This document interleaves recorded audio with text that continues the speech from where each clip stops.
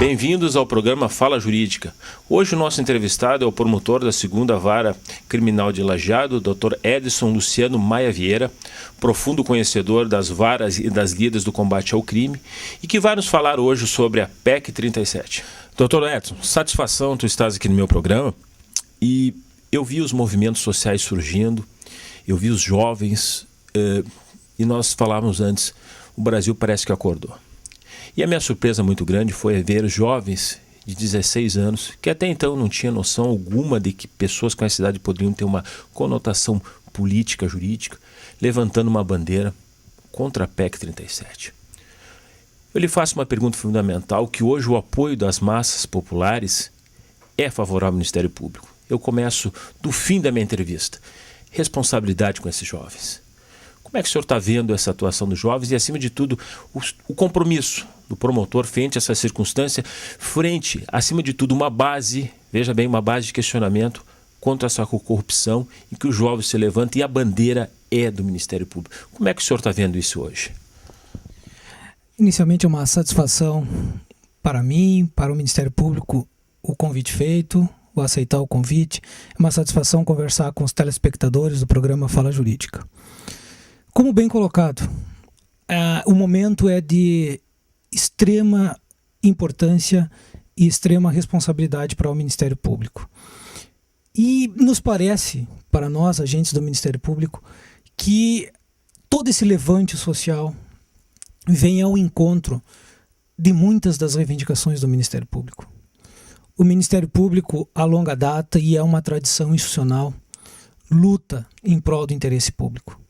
Nós viemos travando uma batalha diária nos nossos processos criminais, nas nossas ações civis públicas, nas nossas ações eleitorais, e nem sempre nós viemos recebendo a resposta que o Ministério Público entendia a mais adequada para atender ao anseio público.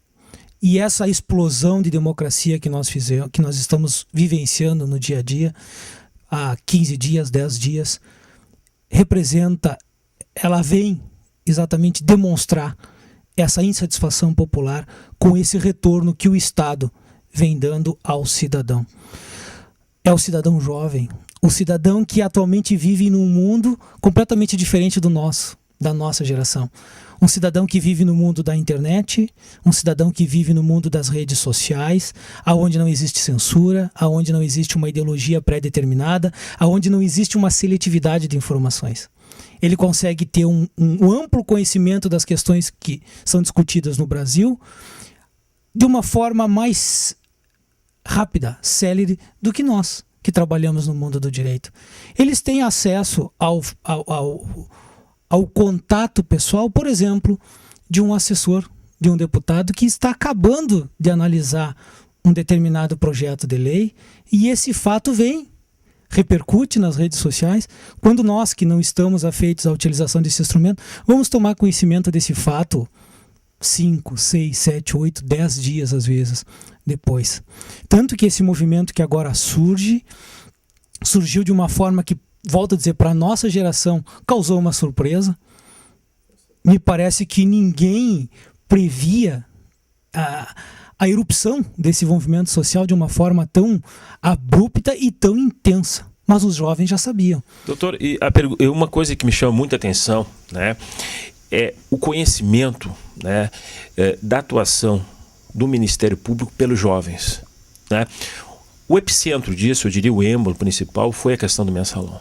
E aí, contra tudo e contra todos, né, no primeiro momento, de forma incompreensível na imprensa, não se conseguia ver essa força.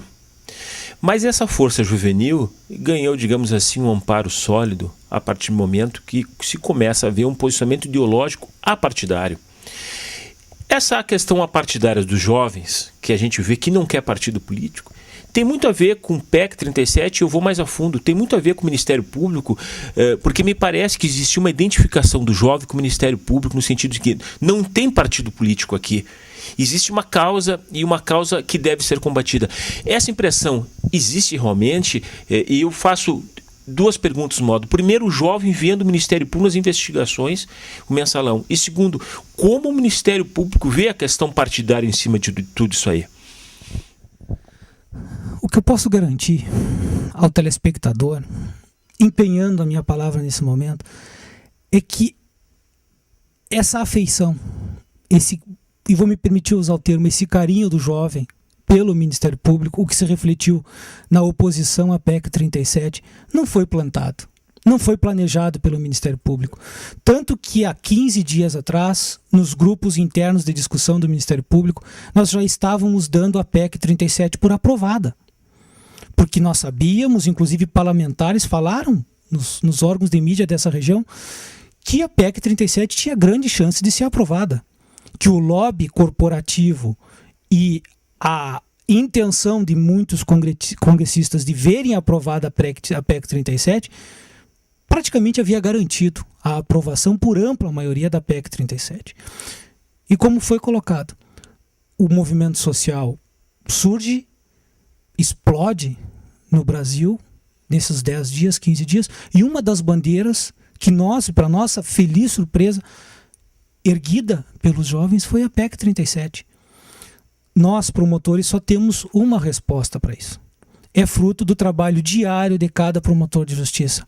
Lá nas ações civis, como eu disse, nas ações de improbidade, no direito eleitoral, no tribunal do júri, na investigação criminal. Nós temos alguns exemplos recentes aqui na nossa região, que as pessoas conhecem. Nós tivemos recentemente a Operação Leite Compensado, presidida pelo Ministério Público, onde esses criminosos adulteravam um produto essencial para a criação saudável de crianças e até mesmo adultos que consomem leite. Nós tivemos aqui, próximo na cidade de Gramado, a Operação Papai Noel, que desbaratou a quadrilha que desviava todos os recursos do Natal Luz. Aqui em Lajeado, nós tivemos inúmeras operações que foram presididas pelo Ministério Público, com a colaboração imensurável da Brigada Militar, que sempre foi, e aproveito o espaço para dizer isso, favorável à investigação do Ministério Público, sempre foi um parceiro do Ministério Público na investigação criminal, porque sabe, está consciente da importância do trabalho investigativo do Ministério Público. E como eu já coloquei em outras oportunidades, a criminalidade ela existe, ela é farta, há espaço para a atuação de todas as instituições, sejam elas Ministério Público, Polícia Federal, Polícia Civil, Polícia Militar, Receita Federal, Banco Central, COAF, comissões parlamentares de inquérito.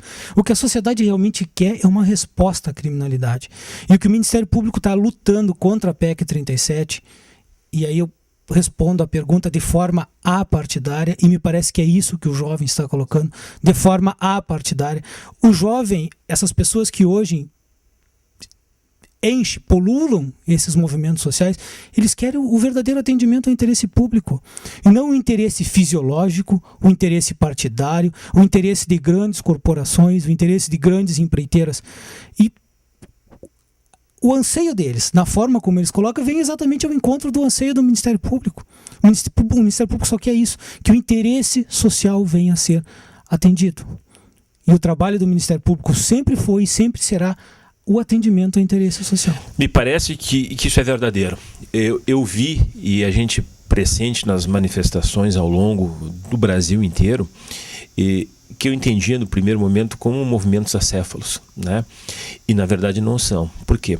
Existe um fundo ideológico, e o fundo ideológico é o combate da corrupção, na qual o Ministério Público esteve sempre presente. Eu digo isso porque, de certa forma, atuei e numa abordagem técnica e vi a combatividade do Ministério Público. Porém, promotor, e aí vem minha dúvida, eu faço uma dúvida lançada até para os jovens. Nós temos a polícia, nós temos a brigada, nós temos o Ministério Público, cada qual com as suas funções, né? Será que o Ministério Público realmente, a partir dessa responsabilidade social, que eu entendo como responsabilidade social, no momento que as massas levam a bandeira suprapartidárias, é porque o cabeça, eu não digo dizer que é o cabeça o que vai conduzir o movimento, mas a defesa está tomada pelo povo. Será que o Ministério Público vai ter realmente condições de combater efetivamente a corrupção máter que são os políticos? Será que o Estado de Direito democrático vai dar condições? Eu digo condições, vamos começar aí, aparelhamento profissionais na área investigativa, bancos fonéticos, bancos papiloscópicos. Será que o Estado, sabendo que eles, vamos dizer assim, protegem, ou se não protegem, são lenientes com a situação, vai dar oportunidade para o Ministério Público realmente atuar em nome do povo, com todas as condições, ou nós vamos ter aquela conquista, chegamos lá, mas não conseguimos dar o que é necessário? Será que o Ministério vai conseguir isso aí? A responsabilidade é muito grande. Nós sabemos disso, sempre foi grande. O Ministério Público, após a Constituição de 1988, recebeu uma gama enorme de atribuições. É garantir a ordem pública, é garantir os direitos individuais indisponíveis, é garantir o meio ambiente, é garantir o patrimônio público, é garantir a ordem pública, é a proteção do idoso, é a proteção do deficiente, é a proteção da adolescência e tantas outras atribuições. E é exatamente na defesa desses direitos que eu falo por mim e pelos colegas promotores criminais, que muitas vezes nós sentimos a necessidade de investigar. A polícia pode estar bem equipada e deve estar bem equipada. A polícia deve ter condições de investigar todos os crimes. É isso que o Ministério Público quer, deseja e é parceiro para lutar a favor. O que o Ministério Público não quer perder é a prerrogativa de, frente a uma determinada situação, que possa justificar uma investigação ministerial pelos mais variados motivos. A gente pode falar aqui falta de recursos humanos, falta de recursos materiais, ingerência política nos órgãos policiais, e nós sabemos que tem corrupção. Nós não estamos falando do caso A, B, C ou D, a realidade A, B ou C de cada cidade, mas é inegável que nesse país afora existem inúmeros atos de corrupção policial, casos de tortura policial, isso todo dia é divulgado na imprensa. Como é que nós vamos retirar do Ministério Público a prerrogativa de buscar as informações necessárias para que o Ministério Público instaure as ações penais, processe alguém e eventualmente condene alguém? E eu quero aproveitar esse momento para dizer o seguinte: o inquérito policial, ele tem um objetivo: trazer ao Ministério Público informações necessárias para que o promotor forme o seu conhecimento, o seu convencimento e decida se vai processar alguém ou não. O Ministério Público pode processar, o Ministério Público pode arquivar, o Ministério Público pode pedir diligências. Eu preciso que a gente precisa deixar claro, e a sociedade tem que entender, que o promotor não ganha por condenação. O promotor não ganha R$1 a mais por processar alguém. O promotor recebe o inquérito da polícia e, se ele entender pelo arquivamento daquele inquérito porque entende que não tem prova, o promotor assim o faz. Se o juiz discordar do promotor, o juiz encaminha esse inquérito ao procurador-geral, que é o chefe dos promotores, e ele vai decidir se o promotor tinha razão ou não. E o procurador pode arquivar o inquérito. O promotor pode tocar, e eu preciso dizer isso, porque eu tenho lido barbaridades que se escrevem contra o Ministério Público, dizendo que o Ministério Público tem a função acusatória por si só.